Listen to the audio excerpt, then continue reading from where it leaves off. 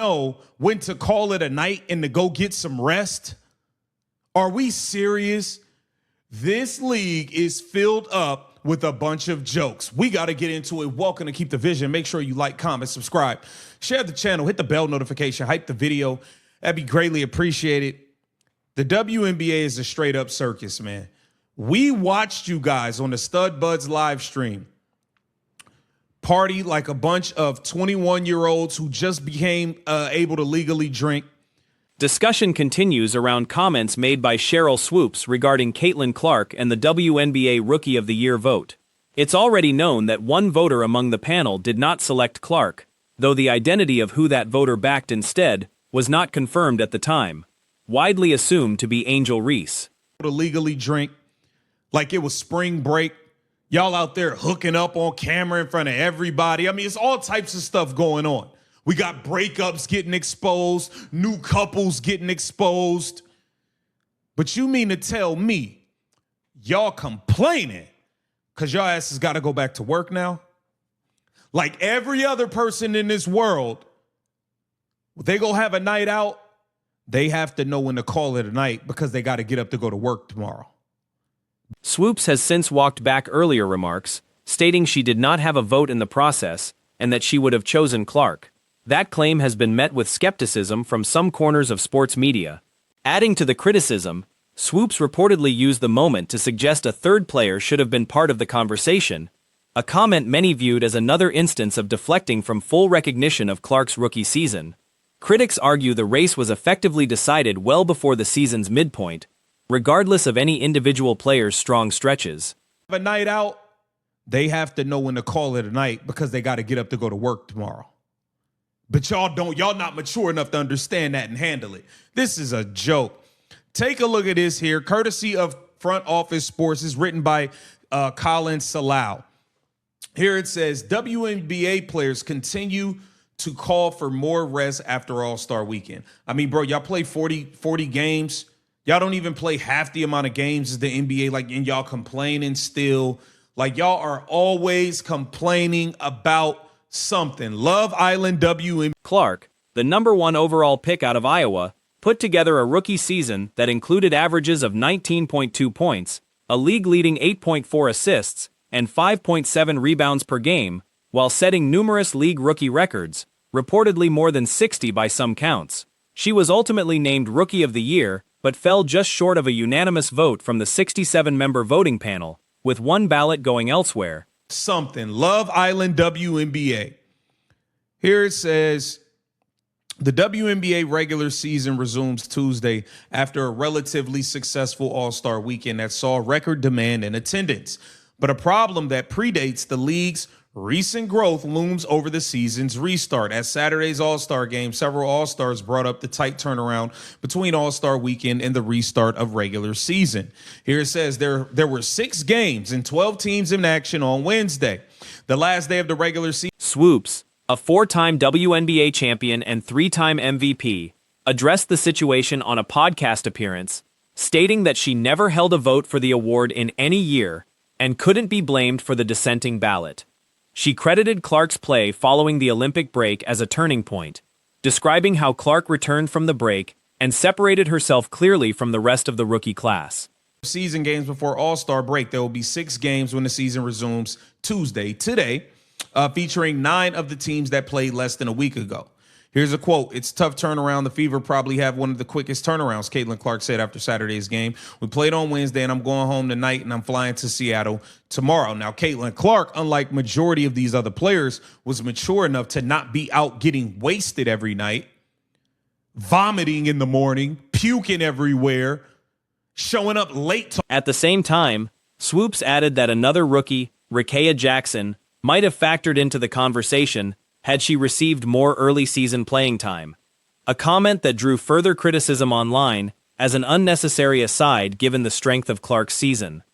Puking everywhere, showing up late to all of the fan engagements that they agreed to be at. She actually was mature enough to leave Saturday after the game. She didn't stick around and party all night and get wasted. Take a look at this. Most players arrived in Chicago on Thursday ahead of Friday's three-point contest in Shooting Stars, while the game was Saturday. WNBA Vice President Breanna Stewart pointed at the schedule when asked about the players' general lackluster effort during. Commentary also touched on ongoing skepticism towards some statistical narratives from the season, including previously scrutinized claims around a rookie double-double streak. Some reports have suggested that a coaching decision to limit another player's minutes may have factored into preserving that streak, though this remains unconfirmed and should be treated as speculation rather than established fact.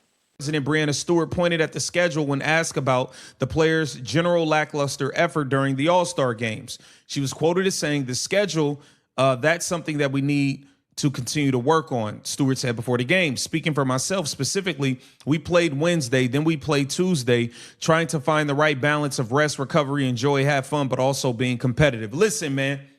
Listen. This is one of the shortest seasons in pro sports. Y'all got all winter, all fall, all spring to be doing whatever it is y'all doing. What are we talking about here, man? Like, broader reaction framed Swoops's remarks as part of a pattern of mixed praise toward Clark, with critics noting the contrast between Clark's role in boosting league visibility and revenue expectations, and criticism directed her way from some former players and league figures. All spring to be doing whatever it is y'all doing. What are we talking about here, man? Like, y'all got to knock it off. Knock it off. It's ridiculous, man. Y'all like, grow up. We need to find the balance between rest, recovery, joy, and having fun, but being competitive. Straight up clown show, man. The All-Star teams play little defense in this year's game, combining for 251 points. While that's less than last year's record of 282, it's still significantly more than the usual WNBA game that hovers around 170 to 180 total points. The WNBA has had competitive. The WNBA's regular season resumed shortly after All-Star Weekend, and renewed discussion has emerged around the tight turnaround between the exhibition and the return of regular season games. According to reporting from Front Office Sports, via Colin Sellow, several All-Stars. Even in doing this and saying all these things, she has decided to disrespect Caitlin Clark again by claiming there should have been a third person involved in the Rookie of the Year conversation. And I'm like, you've got to be kidding me right now. I mean, seriously, one could argue nobody else was in it all year. But the second half of the year, forget about it. After the first 2 weeks, forget about it. It wasn't close. 6 games involving 12 teams were played the Wednesday before the break, and 6 more were scheduled for the Tuesday after, featuring 9 teams that had competed less than a week earlier. Caitlin Clark, addressing the tight scheduling after Saturday's game, noted that the Fever faced one of the quickest turnarounds in the league, having played Wednesday before flying to Seattle the next day. I don't care if there was 100 double-double streaks out there. It was not close. Cheryl Swoops can't help herself. Seriously. At this point, Caitlin Clark is living rent-free. And when I say rent-free, I'm talking living in a mansion with some massive garages and a swimming pool, rent-free, in the minds of Angel Reese and Cheryl Swoops, because they can't get her off the brain. WNBA Vice President Breanna Stewart was asked about the level of competitiveness during the All-Star game and pointed to the scheduling as a contributing factor, saying the league needs to keep working on finding the right balance between rest, recovery, and competitive play. In the minds of Angel Reese and Cheryl Swoops, because they can't get her off the brain at all. So, here we go. 3-time WNBA MVP Cheryl Swoops has asserted that someone else is to, quote, blame after Caitlin Clark was denied a clean sweep in the Rookie of the Year stakes. The Indiana Fever superstar rallied after a slow start to her maiden campaign to put in a landmark performance across the season as she lived up to her billing as the #1 overall pick in the WNBA draft.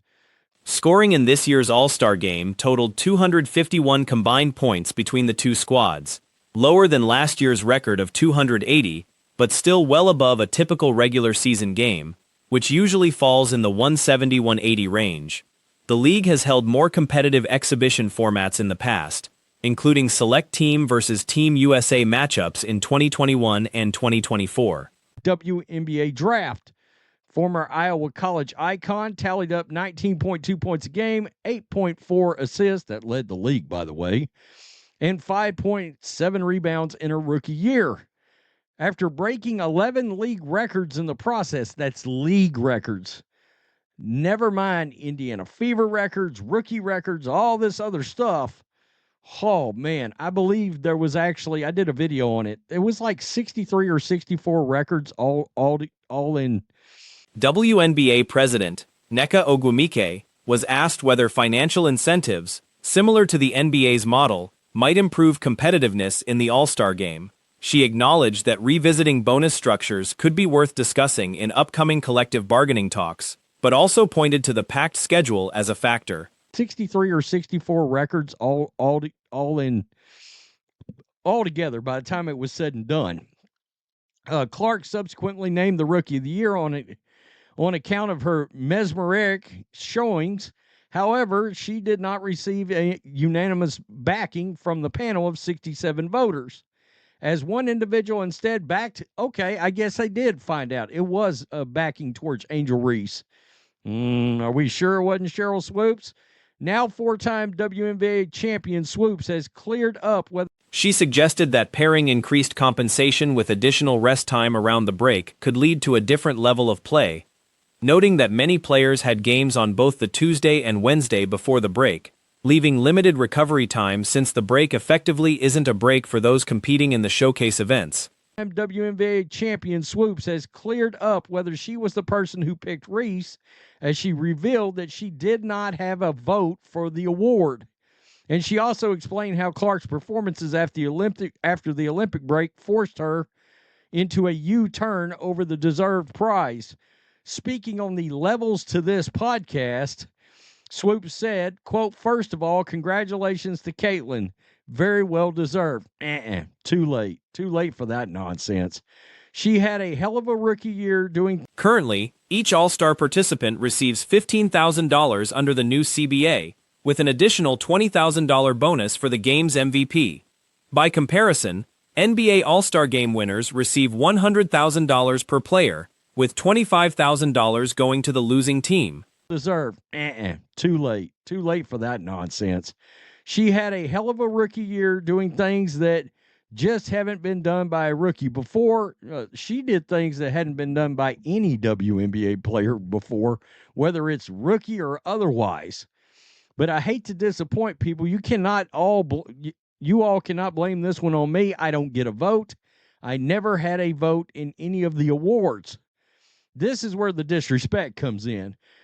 Quote, I'll also say this. If Rickea Jackson had gotten more playing time... The NBA also lengthened its All-Star break starting with the 2014-15 season, giving teams more than a week between regular season games, though effort levels during its own All-Star games have remained a recurring discussion point as well.